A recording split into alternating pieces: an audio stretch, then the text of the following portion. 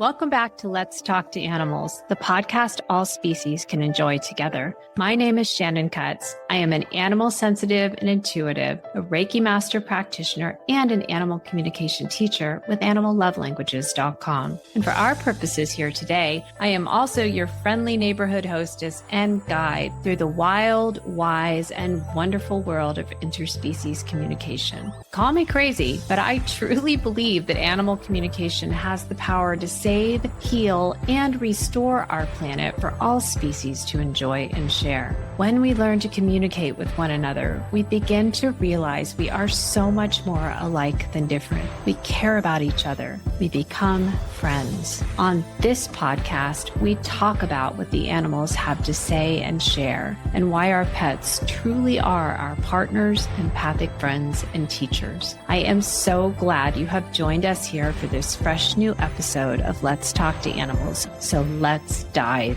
in. Hi, Shannon here. Welcome back to Let's Talk to Animals, the podcast that all species can enjoy together. And this week for our fresh new episode, I'm almost embarrassed that it's taken me this long to record this episode for you. It's got to be the most frequently asked question that I get. Oh, you're an animal communicator. What happens during an animal communication session? If you are a fellow communicator or a student communicator who is listening, you are probably familiar with these kinds of questions. And if you are a listener who is animal communication curious and you have yet to have your own personal firsthand experience of working with an animal communicator such as myself, I hope that this podcast episode will shed some light on how one communicator approaches the art as well as the science of communicating across species boundaries. Now, I am going to be presenting the information from my firsthand perspective. So if you are listening today and perhaps you've had experiences working with other animal communicators, then they might approach the discipline a little bit differently. They might structure their sessions a little bit differently. We all find our way as communicators, and it's as unique as our thumbprints. Those of you who have been with the Let's Talk to Animals community for some time, you probably know my story that before I hung out a shingle and went pro and became an animal intuitive for real, I spent years hiring animal communicators. I didn't come into this field with all guns blazing, believing that I could do it. I came into this field wobbly and curious because an animal communicator I had hired told me, Shannon, you can do this too. And that was such a revelation for me. And I had never had anybody say anything like that to me before. So I've been on both sides of that conversation for many, many years now. And my way is also infused by all of the wonderful teachers, coaches, and mentors who have guided me both within the direct field of animal communication and in related fields like intuitive development and even mediumship. So that is where I'm headed and what I mean by we each find our own way. So especially for those of you who are listening who may be practitioners yourself, or you may be student practitioners and you're working through your process of finding your way, I encourage you to listen from the perspective of genuine openness, wondering, getting curious, noticing. These are the hallmarks. These are the foundations I teach all of my students within Animal Communication Adventure to Mastery, which is my signature student learning program. And that is what we practice inside Animal Communication Adventure Practice Circle every single week. So take what resonates, or at least what sparks your curiosity, and maybe take it one step further and leave the rest. It's all simply food for thought. And for pet parent listeners, as you listen, just consider that if reaching out to me personally versus a different communicator to schedule your experience of animal communication with your pet here in spirit, just take this as some pre-preparatory food for thought, contemplation, how you might begin to prepare for the experience. some things that you might want to think through as you're crafting any questions that you might have for your personal pet here or in spirit, and also just the behind the scenes philosophy of how I approach the service that I offer as an animal communicator or animal intuitive, how I view it, and what I have experienced it is extremely useful for, as well as what I have experienced it perhaps is not ideally suited for. So just take that all into consideration as you listen today. So let's dive in and start with, what is animal communication itself? When you say, I want an animal communication session for my pet or with my animal, and again, this can be for an animal who is embodied, who is alive here on this earth plane in this 3D dimension right now. This can be for a pet who has passed or crossed over or transitioned out of their physical body into the etheric or the light or the soul realm, however you prefer to think of it. Then what is animal communication? What are we really doing here? What are you registering for or signing up for? What is it? So I'm going to share my perspective. And this is what I tell each pet parent client that I personally work with in one-to-one sessions, and is what I share with my animal communication students when they ask me about my perspective approaching the art, the science, and the discipline of interspecies communication. And what I share is that I view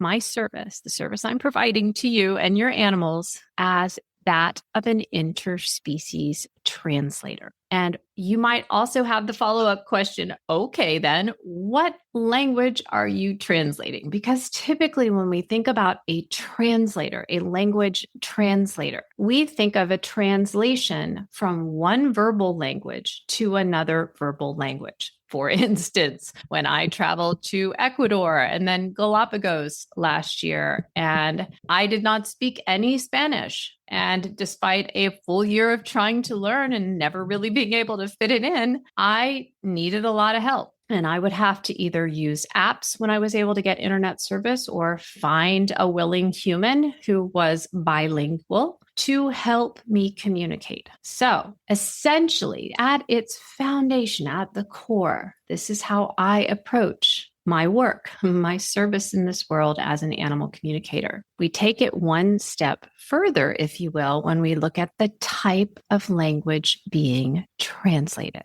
This is where it just gets so fascinating to me, because we are essentially translating your animal's language. This is actually the universal language that all species have access to, ourselves included, and it is how humans too can learn to communicate with non-humans, with pets, with wild animals, with animals here and in spirit, with Miss Petal here if you're watching the video version and you see a very, very, very cute cockatiel. But essentially, your pet's language is nonverbal, which adds an extra wrinkle of excitement to the whole picture. So I am translating emotions. Stay with us. We'll be right back. Are you animal communication curious? Have I got something special for you? My brand new Animal Communication Adventure to Mastery program has just launched, and you are going to love it. Animal Communication Adventure to Mastery is designed to be a gentle yet thorough, serious yet lighthearted path to interspecies fluency. Learn animal communication from a successful, working, professional animal communicator with a global client base. That's me, by the way. The program pairs beautifully with my ongoing live Animal Communication Adventure Practice Circle for developing student practitioners. Gain the knowledge and skills you need to succeed inside Animal Communication Adventure to Mastery, and apply what you are learning when you join us for Practice Circle. If this sounds like just what you've been searching for, head over to animallovelanguages.com and click on programs to join us. energy in motion. That's emotion. I'm translating sensations. That can be tactile sensations. It can be physical or emotional or mental sensations. I'm translating pictures, images that I see with my inner eye, audio messages. They can be sounds, they can be words or phrases sometimes that I'm hearing with my intuitive or inner-facing ears. I am translating deep gut knowing. That's that claircognizance. That's how we suddenly know something. If you've ever had a hunch or a vibe, or you've just known something without knowing how or why you know it, and nothing that your mind says to you can talk you out of what you now know. So that's another example. Essentially, these are all nonverbal forms of communication. If you've ever had a speech class and you've listened to a professor or a coach talk with you about how a certain percentage of human communication is verbal and the rest of it is nonverbal, I'm talking about the nonverbal part. So I am taking all of that data that's flowing from the animal through me, and I am turning it into words that then become shareable with you. So if I just wanted to talk with animals in the safety and comfort of my bedroom, and I never planned to share our conversations with another human, I would not need to translate them into words. But if I want to share your animal's side of the conversation with you, I need to be able to translate what your pet is saying to me using this shared language of nonverbal, intuitive, interspecies communication into words. So I can share with you what your pet wants you to know. So that is how I view the service that I am providing. I am showing up to the absolute utmost of my ability to be the intermediary, to support you and your pet to communicate directly. As such, I personally, for my own ethics, need to bring a degree of impartiality and objectiveness to the conversation. Obviously, 100% confidentiality to the conversation to create a safe space where no matter what's on the table for conversation that day, this is a place where we can have those conversations in total privacy and confidentiality. I also need to bring to the table an awareness of what a conversation between two beings who are closely bonded can and cannot potentially accomplish. And that's where we have the fun of the disclaimers that I use. I only use 2 primary disclaimers for the majority of my session because that is what seems to be the most relevant for our purposes together and the most informative and instructive for you as the pet parent. So we keep expectations reasonable. So my first disclaimer, if you will, which is really more like an invitation, is that in my world, interspecies translation is a team sport. And what do I mean by that? I mean that I am showing up with a skill. I can translate your animal's nonverbal language into your verbal language back and forth so you can communicate with one another. And yet I don't have the context, the bigger picture of your time together, your day-to-day life together, the inside jokes, the special quirks that only the two of you are privy to. And as a translator, if you've ever used a translation app or you've taken a class to learn another language or you've worked with another human who has served as a translator, maybe a tour guide for you, well, mistranslation, it happens. It is a career hazard. And so when we combine together the fact that I will not have the context, I can gather some of that as I'm speaking with pets over a period of time. Many of my clients are returning to me to continue the conversation. And so I can build a relationship and a rapport with both you and your animal over time. And that'll give me a little bit more context, but I'm never going to be there day to day to have the full experience. And so if there is something that I translate that your pet wants to share and it doesn't make sense to you, it doesn't land, you're like, I don't understand what they're trying to say, or no, that doesn't sound like my animal, or no, I don't remember him or her ever doing that. Well, that's when it becomes a team sport and you have to let me know. And often pet parents are very reluctant to say anything. And there's a few different reasons for that. One, it's nerve-wracking, especially when we're having these deep conversations and you may be feeling a little vulnerable. Often my pet parent clients will reach out during times that feel emotionally tender when their pet is in some kind of health or emotional crisis, or they're working through past trauma, or they're recovering from something, or they're approaching end of life, or they've transitioned to spirit. And so you can feel a little bit raw. And it can be hard to just be willing to step up to the plate and say, no, that doesn't make sense. There's another little part of us that, well, we want to believe that the investment is worth it that we're making. We want to trust that it is truly our pet talking with us. And so there can be a part of us that wants to gloss over things that aren't fully understood. So what I like to share with my pet parent clients is we're not trying to poke holes in every communication that your pet shares, but it is important if we're talking about a topic of some significance and the pet's message, your pet's message to you isn't landing or you're just not understanding, it's impossible for me to know. So the expectation that I will somehow just know, that doesn't typically work out very well. So it is important to be willing to speak up and say, could you ask my pet for a little more clarity? I'm just not really understanding what they're sharing yet. Or no, I don't remember my animal doing that. Or no, I don't remember a toy like that. And I'll give you an example. This is a great example from one of my very recent pet parent sessions where I was talking with a dog who was getting ready to transition. And I tuned in and asked her what her favorite toy was, because I was just getting to know her a little bit. I wanted to know how she played. I wanted to know what her personality was like outside of the transition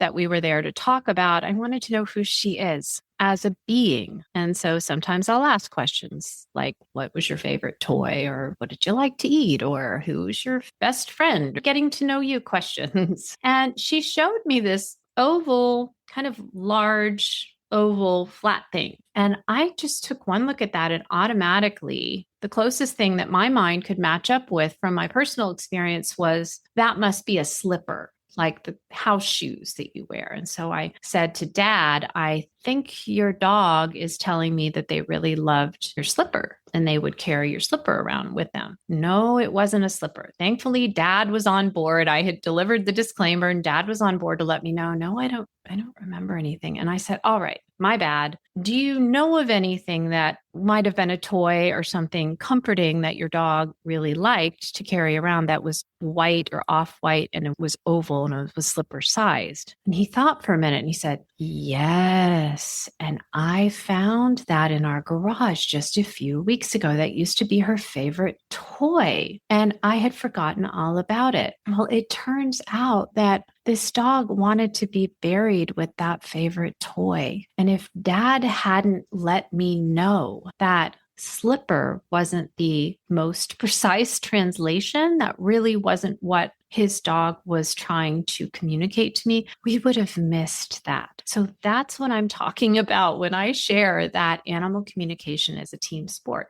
I'll share another example with you. This was from my student days, and all of my animal communication students know this story. One of my teachers was in class talking with a dog as part of their group practice. And when she asked this dog, what is your favorite toy? The translation, best as she could match up what she was seeing and how she was feeling, was your dog says her favorite toy is a yellow bird. Well, Mom was horrified. She said, no, I do not give my dog yellow birds to play with. But my teacher being expert, she said, well, why don't you just sit with it? Because they tried to workshop it, like the slipper example I just gave you, and nothing was really coming up. And then a few weeks went by and Mom was out one day with her dog throwing a yellow tennis ball. that was this dog's favorite toy. And she took a look at it and she remembered back to that practice session and she saw the yellow tennis ball whizzing by overhead. And she contacted my teacher and said, I know what the yellow bird is. It's the yellow tennis ball. So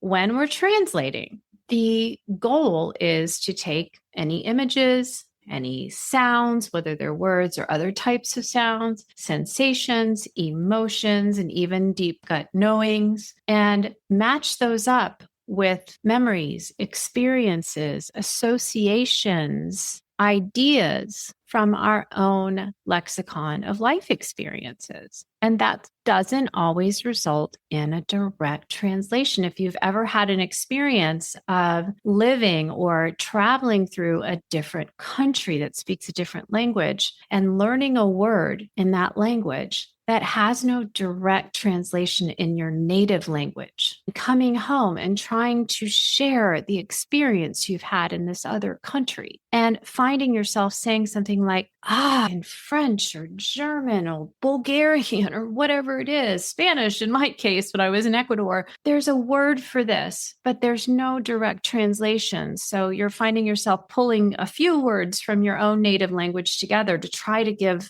the person you're talking with a better sense of what you're referring to. So it can be like that. Any type of language to language translation can be like that. And animal communication is no exception. So going in looking for 100% precision accuracy, it happens. And some animals are better at communicating than others, just like some human animals are better at communicating than others. And if I'm talking with an animal that is experiencing, let's say, residual trauma or is coming out of a heavily medicated state or is experiencing a loss or grief or is preparing for their end of life transition, is all of their focus necessarily going to be on me and even their pet parent and the conversation at hand? Maybe not. And in addition, when I teach animal communication, one of the most fun modules that we cover is animal conversational styles. So what's so interesting, and I think one of the things that I love the most about being an animal communicator and getting to do this each and every day, of course, there are easier days, there are more challenging days, but no 2 days are alike because no 2 animals are alike. And I don't ever know when I wake up in the morning who I'm going to meet that day and what they're going to teach me and how I might have to stretch and grow to meet them where they are. They might be more advanced communicator than I am. Of course, I'm speaking with beings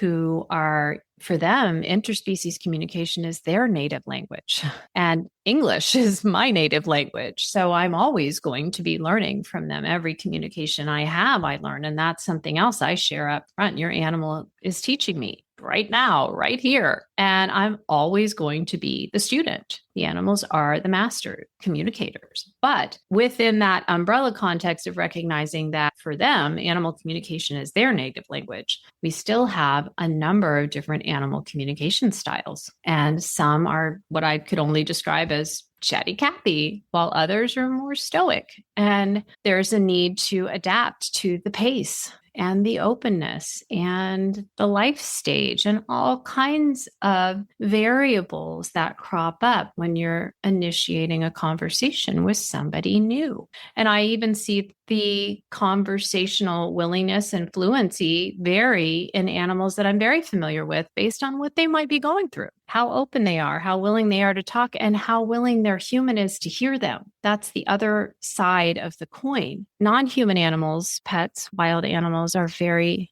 emotionally sensitive. They're very sensitive to frequency and vibration. And I have had the odd client, the odd pet parent client who comes in very distrustful, very disbelieving, but wanting to believe and planning to test me to see if animal communication itself is legitimate. Is this real? And when that happens, not only can I feel that vibration of, oh, okay, I can tell even by the types of questions that are being asked, as well as the frequency or emotion attached to those questions. But even worse than that, the animal I'm trying to talk with can pick up on that. And while they might not understand that this human, this pet parent, doesn't really believe in this stuff or actively disbelieves, but wants to believe and has decided to test me as a communicator to see if I can prove to them that this stuff works. Sometimes I can, but often what happens is that the pet that I'm there to talk with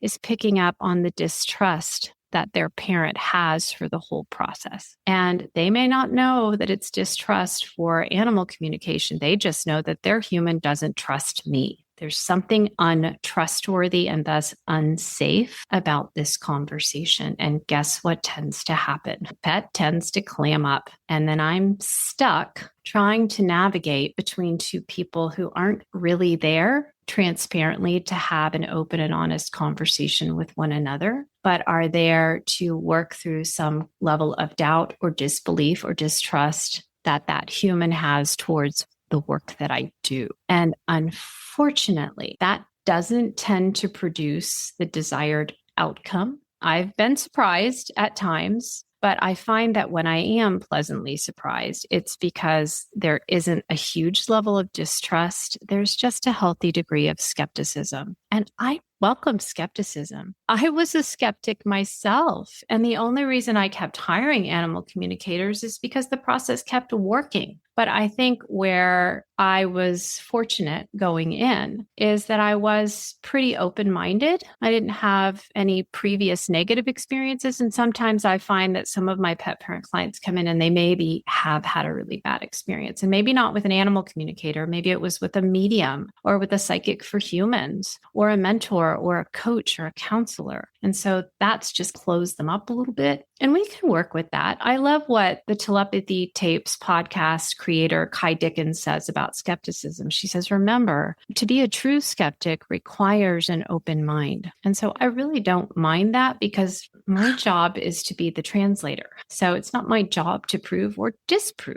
And I've got no skin in the game as far as whether others believe that it's real or not. I have trust that I've seen positive benefits to my pet family over many, many years, decades now. And that's why I keep showing up to learn and grow. But that's my own learned experience. So I've got no vested interest in proving or disproving, but it does make my job easier when the human in the mix, the pet parent that I am translating for, at least is able to come with that truly skeptical mind, being open. Let's just see, having that spirit of noticing, wondering, getting curious, learning something new, giving themselves permission to have an experience, good, bad, or indifferent, but not necessarily stacking the deck for or against either outcome. Because just as not every pet is right for every person,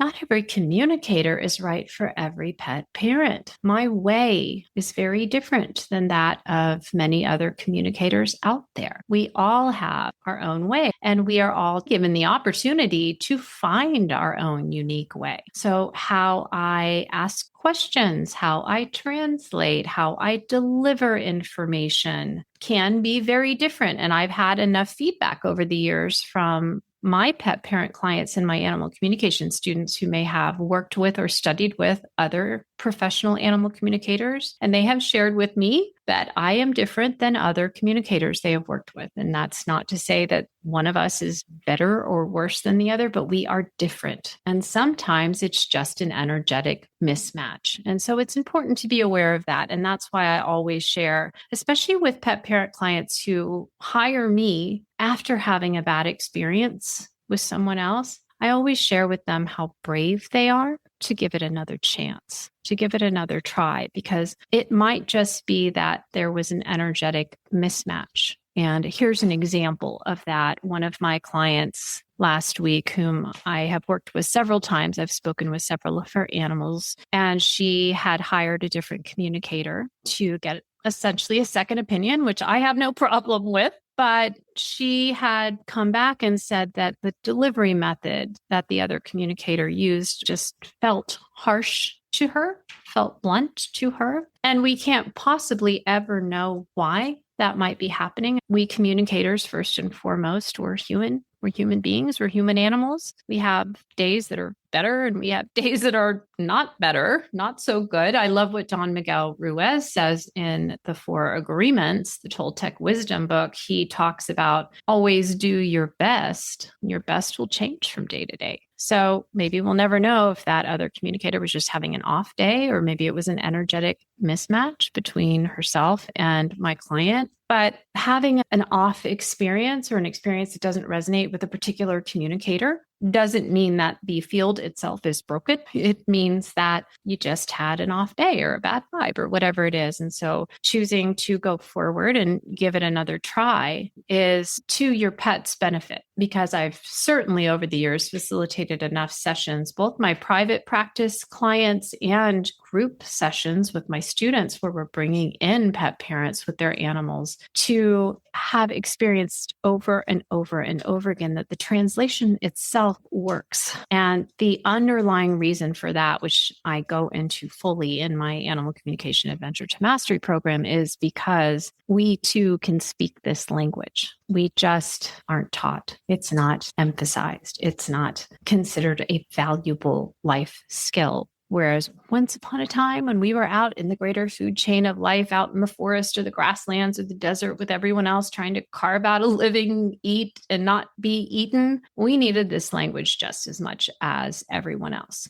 And if you haven't attended one of my free intuitive development for pet parent webinars, I go into the basics of that in that webinar. And that might be something really fascinating for you to attend. And if you'd like to be notified the next time I do a webinar, what you'll want to do is go over to animallovelanguages.com and look for the little pink bar up at the top and click on that and join my weekly love letters email list. And that is where I send out news when I've got new freebies, new offerings, new podcast episodes, new workshops, etc. So get on that list and I can notify you the next time I am offering one of those free workshops. But continuing forward, the other disclaimer that I always use when I am about to launch into an interspecies conversation with a pet and their person is I say this is not meant as a replacement or a substitute for veterinary or medical input,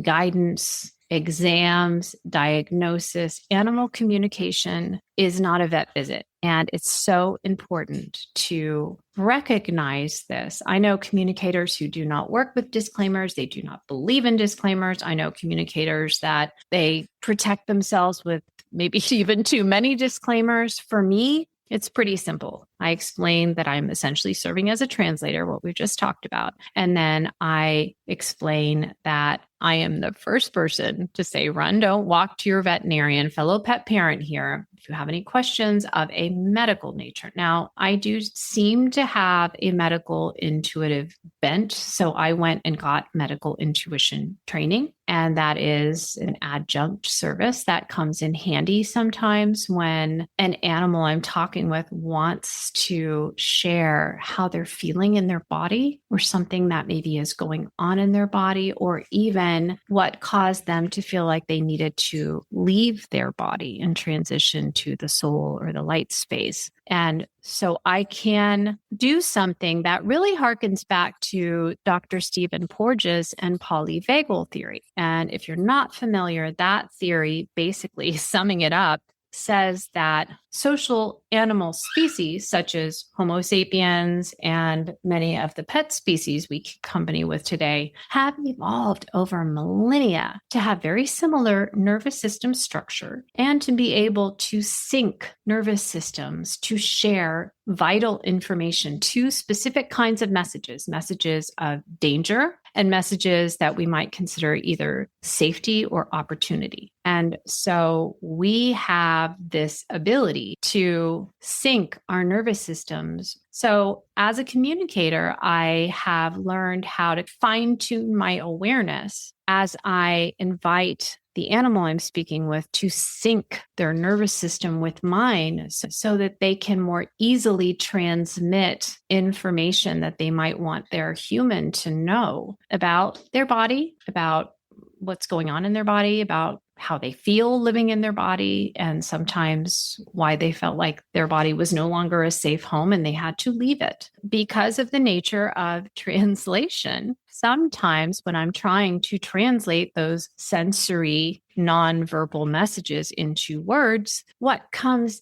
out might sound kind of veterinary or medical, and I might end up talking about pain or discomfort or other kinds of physical or even emotional sensations that might make it sound like I am diagnosing, might make it sound like I have a medical degree or a veterinary background, which I do not. I faint at the sight of all blood, including my own. So that is why I use that disclaimer. And so anybody who comes to me and wants that particular aspect of animal communication, and often I can tell by the nature of the questions that are being asked, what caused my pet to leave so quickly? Or I feel like something's wrong with my pet, and yet the vet tells me everything is fine. And we cover that again in developing your pet parent intuition. That's a pretty common request that I get, where a pet parent, they're ding, ding, ding, their spidey sense, their gut is just telling them something's off, but it's so subtle. There is no test for it yet that traditional vets just can't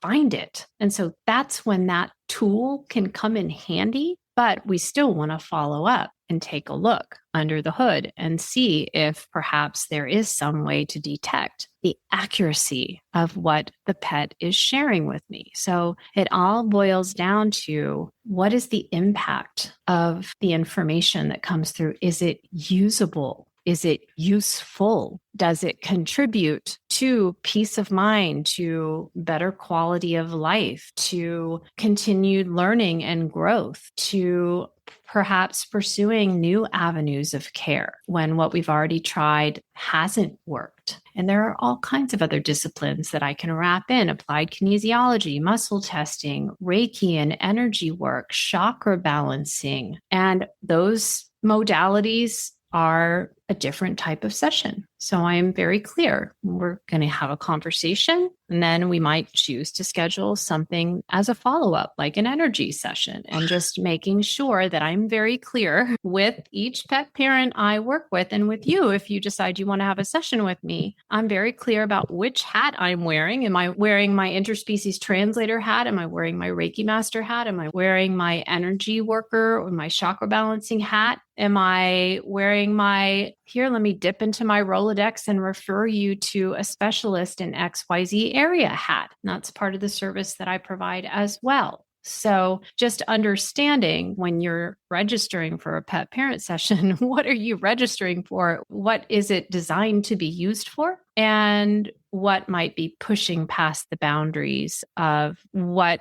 animal communication as a language translation service is designed to do and is best suited for. So at this point, you might wonder, well, when I do register for a session, what happens? What do you do? What's going to happen? And again, I'm going to preface this by saying this is my way. If you schedule a session with me, this is most likely what is going to happen. Of course, my way continues to evolve. So at time of recording this episode, this is what is likely to happen when you schedule your session with me as a communicator. The first thing that I do is I will spend about 15 to 20 minutes with your pet, just tuning in with their energy and allowing them to get to know my energy. And this happens before I start the formal communication, whether you have chosen my remote sessions where I send you an audio file of my real-time two-way conversation with your pet, or we're jumping on the phone or Zoom to connect in real time. And I call this initial period the say anything period. So as I'm just connecting in with your pet's energy and introducing myself and letting them attune to my energy and decide if they want to talk with me. And if yes, is now a good time. It's always good to check in advance before I'm jumping on the phone or Zoom with a pet parent and explaining why I'm reaching out. If you think of it like an intuitive phone call, why are you calling me? So I'm explaining. And typically my explanation is along the lines of, well, you're human, your mom, your dad, your carer, your guardian. They have asked me to reach out to you because they want to have a conversation and they have some questions about XYZ. Are you willing to talk about that? And definitely recruiting the pet's permission and willingness. That 15 to 20 minute period can be and typically is the most information rich time I spend with your pet, which is why I always keep a little notepad nearby and I jot down anything that comes through. And the reason I call this the say anything period is because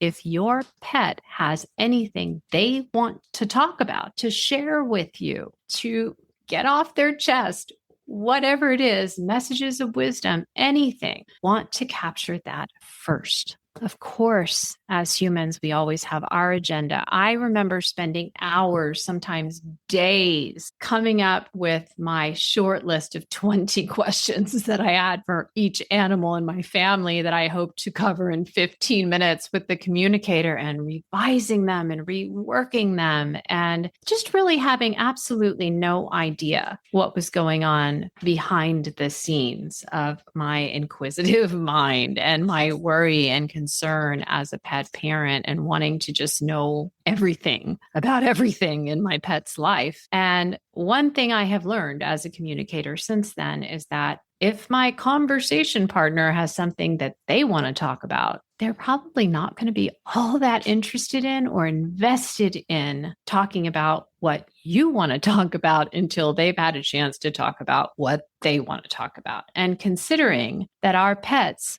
are giving up almost total autonomy, authority, and control over their own lives to live in our worlds by our rules, governed by our language that they're constantly struggling to understand and decipher for themselves. If somebody walks up to your pet and gives them a free opportunity, free forum to share, heck yeah, they want to take it. And I find that once I've given your pet this time to share freely, the rest of the conversation and addressing your questions comes pretty naturally. And what's so cool about this, and this gets into quantum entanglement and goes way beyond the constraints of what we're talking about in today's episode. And I talk about all of this inside my student program. But what's really cool is often I find that just by giving your pet this open-ended time period to share freely, often your questions are answered quite naturally before I ever have to ask them. It is the coolest darn thing ever. And it happens again and again and again. And it happens even in our group practices with students. So often when we bring a pet parent and their animal in and we just get to know the animal, just total free form, let the animal share whatever they want to talk about. They already know what you want to ask. Quite naturally, will answer it as a part of this open period of sharing. So that is something I have incorporated into every single session that I do. And it just works. And my philosophy is if I try something new and it works, I keep it until proven otherwise. So I'm spending, if you sign up for a half-hour session with me, you're getting an hour, essentially. If you sign up for an hour session with me, you're getting an hour and a half, because I do my own preparations for the first 10 minutes or so. And then I spend about 20 minutes, 15 or 20 minutes with your pet in this open-ended communication, free-form communication period. And then I connect in with you, whether that's pressing record on my audio app or it's jumping on the phone or Zoom with you for the formal conversation. And I can share this as well as a pet parent who was once upon a time brand new to hiring communicators and to having sessions as a pet parent, eager and worried and nervous and expectant about what my pets had to say and share with me, I did not see anything beyond the questions that I had for them. So I had no idea that part of a pet communication session was getting to know that animal, finding out who they are in the world, what they're like, how they like to be with others, whether it's other animals or other people, how they react and respond to different events in life, how they're feeling in their body, even why they chose that species body. That's one of the topics inside the world of animal communication that I am perpetually the most fascinated about. Why did you choose to be a dog or a horse or a skunk or a cockatiel? And how does that serve? So there's this period of just getting to know the animal, which gives so much context that might otherwise be lost or would be a perpetual struggle to understand the flavor of the animal's side of the conversation, because I don't have any idea who they are in the world. What is their temperament and personality like? And there are so many tools that I've learned and that I teach my own students for how to do this. When I've had pet parents who are new to registering for an animal communication session and they say, well, why can I only ask 3 questions in a half-hour session? And my response is, well, you can ask more, but then we'd have to skip these other parts. And that, in my experience, tends to produce less rich conversation because we lack context. So why can I only ask 6 questions in an hour-long session? Same reason, and so many other reasons. So we want to get to know the animal. If they're in their body or there's any question about why they left their body, we want to do a body syncing, which I talked about earlier. And questions themselves often require unpacking before they're asked. Now, what do I mean by that? Here's a very common example. And you might have even worked with an animal communicator yourself, or even worked with me on this very question for your pet. Why are you so nervous? So on the surface, that seems like a pretty normal question. Unfortunately, the nuance that's missed that animal communication requires that we address is, what are you calling nervous? I need to know what you, as the pet parent, are seeing, hearing, smelling, tasting, feeling, sensing, or knowing that you are labeling as nervous. Now, why is this so important? Because yes, we might find out after I gather that information, what we call context for the question from you, we might find out that yes, in fact, your pet is actually very nervous. Or we might find out that what you're calling nervousness is really high sensitivity or past trauma rearing its head, or it's just a naturally high prey drive, or it's got some other reason that we would never have dreamed of, like another animal in the family is bullying them, or that they can see a wild animal outside the window that's driving them nuts, or fill in the blanks. The reasons are as numerous as the animals in this world, but we're only going to get to them if I am able to ask a question that captures what you're actually seeing that you're labeling as nervous. So let's say, just as an example, that you've come to me and you've said, my animal is very nervous. Can you please ask them, why are you so nervous? And I say, I trust you implicitly. If your spidey sense is telling me that they're nervous, we may very well discover that that is the case. But can you, just to make sure that I'm asking the most accurate question, especially since I'm translating your question into nonverbal language, pictures, sounds, sensations, emotions, can you describe what you're seeing? And you might say to me, well, he paces and he does it at a specific time of day and he howls. And I look out the window and I don't see anything. Well, I am not going to ask your pet, why are you so nervous? I am going to ask him, why are you pacing and howling? I am going to ask, is there some connection with the window and something that you're seeing or sensing outside? So do you see how asking 3 questions, if it's just as simple as, why are you so nervous? Why don't you like your food? Would you like a pet friend? Then yeah, sure. It sounds like it's going to take 5 minutes, but we have to unpack the question so that I can send the full translation of your question to your pet to make sure they understand what you're really asking about. Because if all I said was, why are you so nervous? And just sent through the emotion of nervousness, we might get an answer, but your pet might not have any idea that what you really want to know about is the pacing and the howling. They could be in pain. You could be anxious. Sometimes I find what I call a feedback loop where your pet is mirroring, which is showing you how you're acting by acting it out like charades right in front of you. Sometimes your pet is modeling. You might be the soul of calm in a situation where it would serve you to get a little ramped up and take some action and make some changes. And they're modeling to you. So only by understanding what you are calling nervous or antisocial or shy or fill in the blanks and asking that question, am I able to be of service to you, and having a really deep and open conversation about what's actually happening in your home between the two of you to help you openly and honestly talk through it and identify productive solutions that will serve you both. So that's why for me, when I do sessions, I do have a question limit based on the amount of time that you register for, because we can only do so much in a certain period of time. And again, not all communicators work the way that I do. Some just offer, here's your session. If it's half an hour, if it's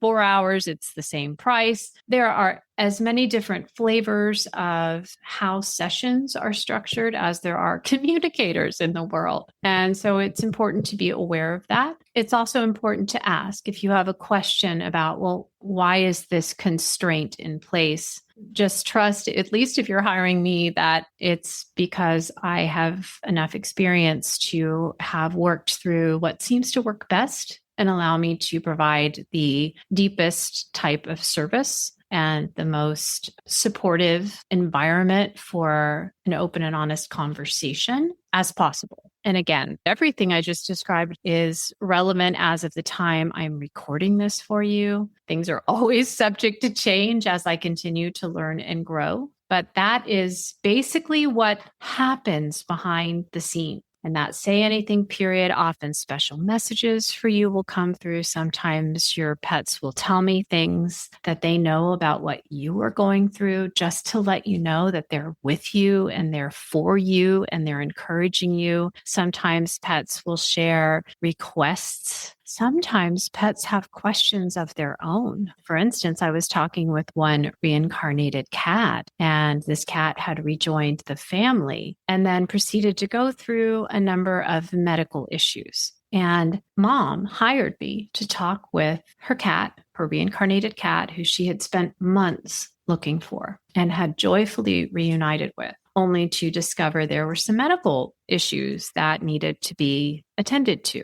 And this had sent mom into kind of a tailspin of anxiety and overwhelm, which is extremely normal. But when I talked with her cat, the first question that this cat asked me was, why is mom so anxious? Doesn't she want me? I thought she wanted me. So it turns out this cat just didn't understand what was driving mom's anxiety, that mom was just worried about finding the right type of veterinary care and identifying the best solution and financing it and all the rest that goes along with being a pet carer or a pet parent. And so this cat had misunderstood it as, she doesn't want me anymore. I make her anxious. So often I'll get questions from your pets and we can sort things out and clear the air so we can continue to deepen that bond. And then there's typically a period of time at the end where if we need to unpack any next steps, I spend my days and often my evenings doing this work, and I'm immersed in this world. I'm always taking classes and furthering my own knowledge. I've got plenty of coaches and mentors who help me to learn and grow, and a Rolodex of trusted referrals that I dip into every week to support pet parents who come through a conversation with their animal where we've identified some issues and they say, well, what do I do now? Okay, we know that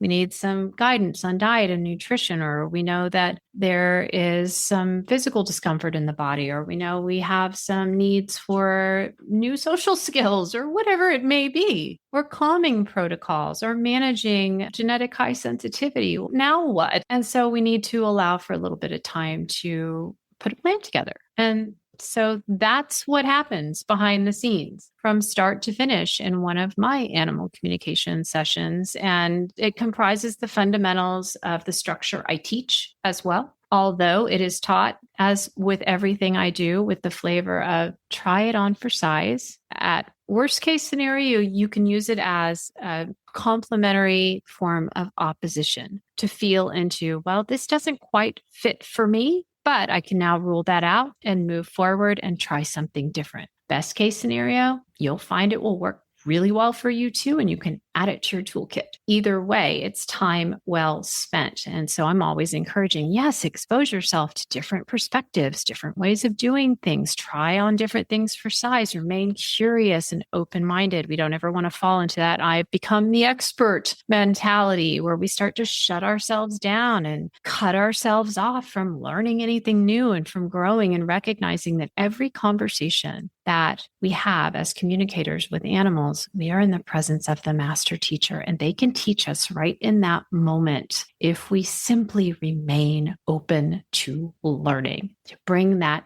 humility to the conversation and that empty cup ready to be filled up with insight and guidance and wisdom and encouragement. So you might be wondering at this point, outside of sitting with your short list of 20 questions like I used to do, how can you prepare for an animal communication session of your own with your pet, embodied here or in spirit? And my best guidance to you, outside of trying to cut your list of 20 questions down to between 3 and 6, depending on how much time you want to schedule for and what the nature or the flavor of your questions actually is to arrive in that calm, well-hydrated, oxygenated, quiet listening state. As we talked about earlier, your pet, in most cases,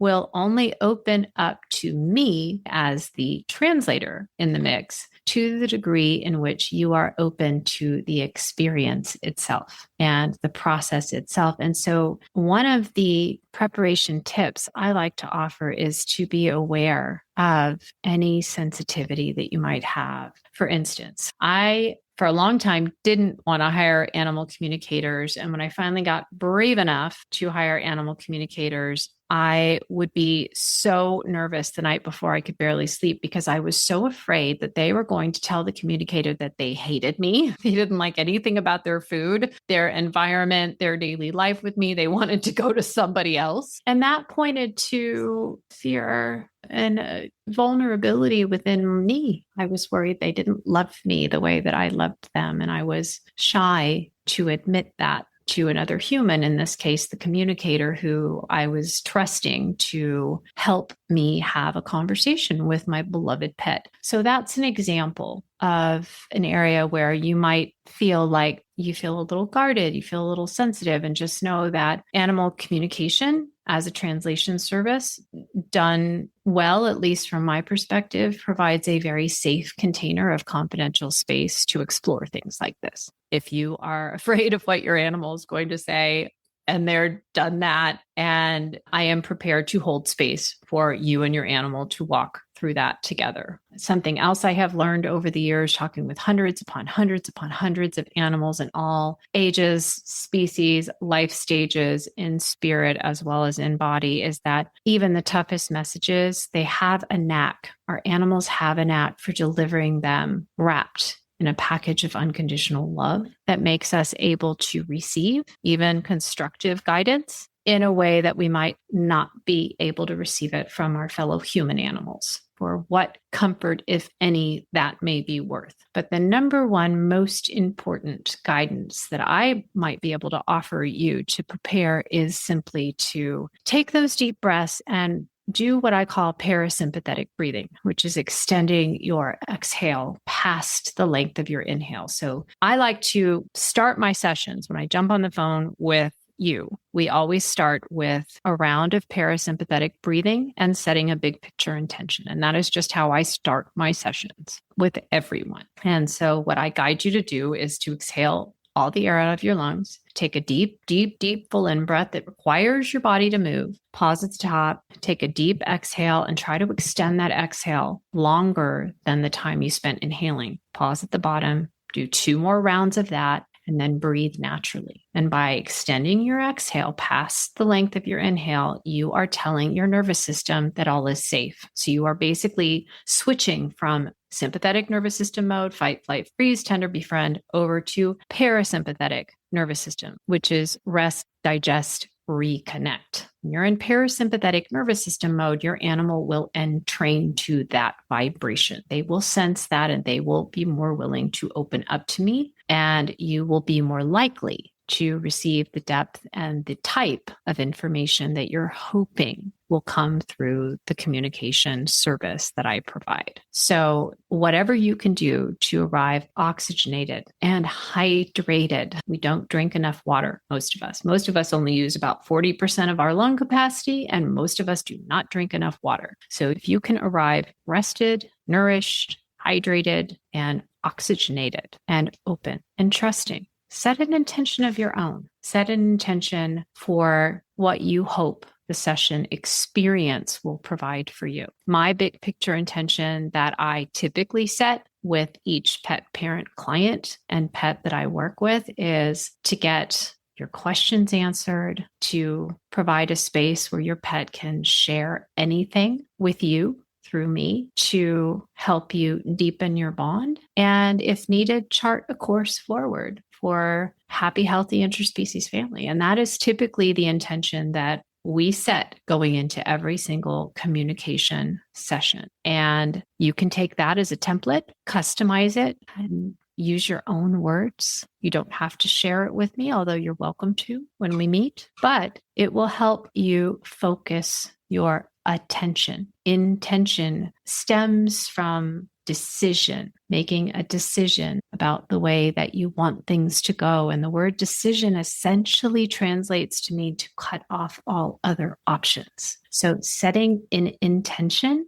to direct your attention in a specific direction is a very powerful practice that your pet can entrain to and focus on. And I have found over time that it just tends to produce deeper conversations with more mutually satisfying outcomes. So that is what I have to share with you today. I truly hope from my heart that this has been useful for you. If you have questions for me about anything that I've talked about today, if you are unclear about any part of the process and would like a follow-up episode on that, you can pop a note in the comment section. You are welcome to reach out to me via animallovelanguages.com, my website. Go find me over on Instagram at Love and Feathers and Shells. And I have a backup account at Animal Love Languages. It has been my honor and delight to share this podcast episode with you. This is